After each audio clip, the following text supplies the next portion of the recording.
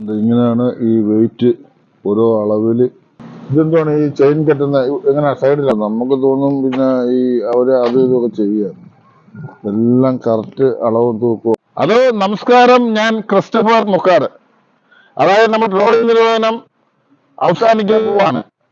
അപ്പോൾ കരിക്കാടിക്ക് പോവാനും വേണ്ടിയുള്ള ഒരു വല സെറ്റ് ചെയ്യുന്ന ടീമാണ് ഈ നിൽക്കുന്നത്.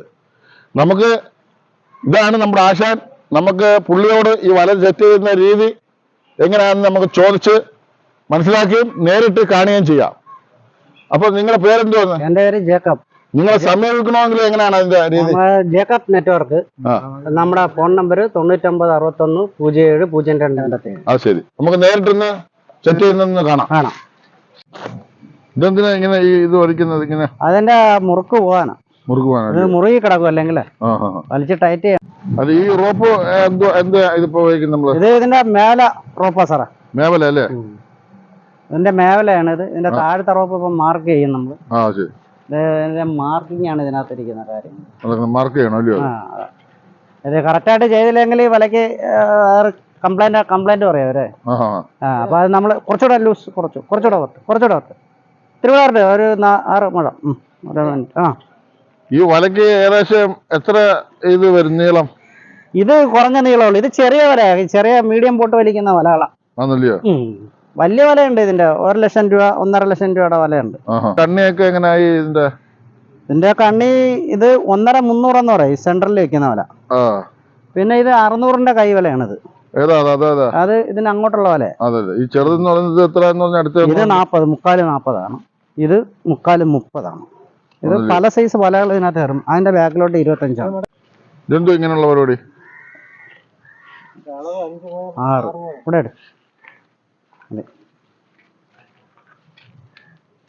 ഈ അളന്നേന്റെ അത് ഒരു സെന്റർ, ഒരു കണക്കുണ്ട്. ഇതിന്റെ കണ്ണി വരുന്ന അനുസരിച്ച് സെന്റർ ഇട്ട് കൊടുക്കണം. നൂലൊക്കെ ഇത് 1.25. ഇത് മേലെ റോപ്പ് ആങ്ങിയെന്നൊന്നുമില്ല, മുകളിലത്തെ റോപ്പ് ആങ്ങിയെന്നൊന്നുമില്ല. വലിയ കണ്ണി എന്തോ അതെങ്ങനെ? ഇത് വലിയ കണ്ണിയല്ല. ഇത് ഇപ്പൊ 600-ന്റെ കണ്ണി വലിപ്പമുള്ള വല. ഇതിലും വലിയ വലയുണ്ട്. 15,000 20,000 അങ്ങനെയുള്ള വലകളുണ്ട്. പിന്നെ ഇത് അടങ്ങിയ വലയാണ്. ഇത് 600 mm ആണ്. പിന്നെ കൂടുതൽ സെറ്റ് ചെയ്യിപ്പിക്കുന്നവരുണ്ട്, കുറച്ച് സെറ്റ് ചെയ്യിപ്പിക്കുന്നവരുണ്ട്. ഓരോരുത്തർക്കും ഓരോ മെത്തേഡാണ്. വലിയ ഇഞ്ചിൻ ഓട്ടിക്കുന്ന ബോട്ടുകാരാണെങ്കിൽ വലിയ തെളിഞ്ഞ വല കണ്ണികൾ കൊടുക്കും. ഇത് പത്തമ്പല എന്ന് പറയും. ഇത് കരിക്കാടിക്ക് വലിക്കാനായിട്ടുള്ള വലകളാണ്. കരിക്കാടി കഴന്തൻ വലിക്കാനുള്ള വല. അതേ 200-ന്റെ വെയിറ്റ്. ഇങ്ങനെയാണ് ഈ വെയിറ്റ് ഓരോ അളവില് അവർ അങ്ങോട്ടും ഇങ്ങോട്ടും തെന്നിപ്പോയിരിക്കാൻ വേണ്ടി ബന്ധിക്കുന്ന രീതിയാണ്. ഇതാണ് വെയിറ്റിന് വേണ്ടി ഉപയോഗിക്കുന്ന ചെയിൻ. ഇതെന്താണ് ഈ ചെയിൻ കെട്ടുന്ന എങ്ങനെ സൈഡിലാണോ? ഈ വലക്ക് ഈ ചെയിൻ കെട്ടണം. ഇത് വല ഒരുപാട് താഴെ പോകാതിരിക്കാൻ വേണ്ടിയാണ് ഈ ചെയിൻ കെട്ടണം. ഒരുപാട് താഴെ പോയാൽ ചരക്ക് കുറഞ്ഞു വിടും, വല സെന്റർ കുത്തുന്നെന്ന് പറയാം. ഇതിങ്ങനെ ഒരു എടുപ്പ് എടുക്കണം, എന്നിട്ട് ഇതിനകത്ത് എടുക്കണം. അകത്തെടുത്തിട്ട് ഇത് ഇങ്ങനെ ഈ ലൂപ്പ് കറക്റ്റ് ചെയ്തിട്ട് ഇങ്ങനെ ഒരു എടുപ്പ് എടുക്കണം. ഇങ്ങനെ കെട്ടണം. അതാണ്. അത് വലിയതില്ല, വലിയ പൊട്ടായിരിക്കാൻ വേണ്ടി അങ്ങനെ കെട്ടുന്നത്. കടലിൽ ചെന്ന് വീഴുമ്പോൾ ലോഡ് പിടുത്തമൊക്കെ വരുമ്പോൾ വല വലിഞ്ഞ് പൊട്ടായിരിക്കാൻ വേണ്ടിയാ 2 അടുപ്പ് എടുക്കുന്നത്.